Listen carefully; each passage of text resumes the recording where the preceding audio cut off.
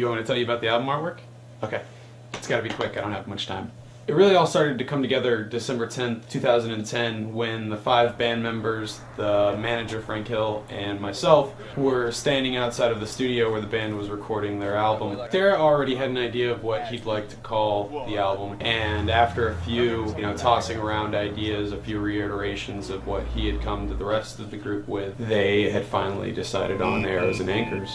I knew the album artwork had to be something real. It couldn't be fabricated. It had to be original. It had to be different than what they had done in the past, but still have that creative element that Fair to Midland has always had, that eye-popping, attention-grabbing kind of artwork. So the album cover was created over a 2-day span, December 30th, 2010, and my 25th birthday, December 31st, 2010. And I brought 750 pounds worth of black Mexican beach pebble, which I moved by hand. That second day, it was just placing every single one of the stones down.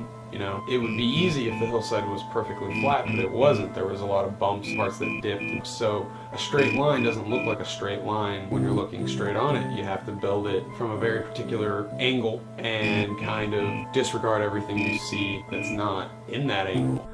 Almost done. So when you look at the footage of me building the hillside, things don't look right. The photograph of the album cover was taken 8 or 10 feet higher than the video camera. It was 28 feet from top to bottom. Dara really wanted illustrations to be incorporated into the album artwork because he feels that illustrations have been a big part of the artwork in the past, so we couldn't just leave those out. That really opened it up to creating something more beyond just the cover. We wanted to make it look like it's something very unnatural put into a natural environment. And then beyond that, I wanted to make something monumental in size for a monumental band, give a representation of the struggle, a monument to the journey that Fair to Midland has taken, to the journey that they've taken me on as a listener, as a friend.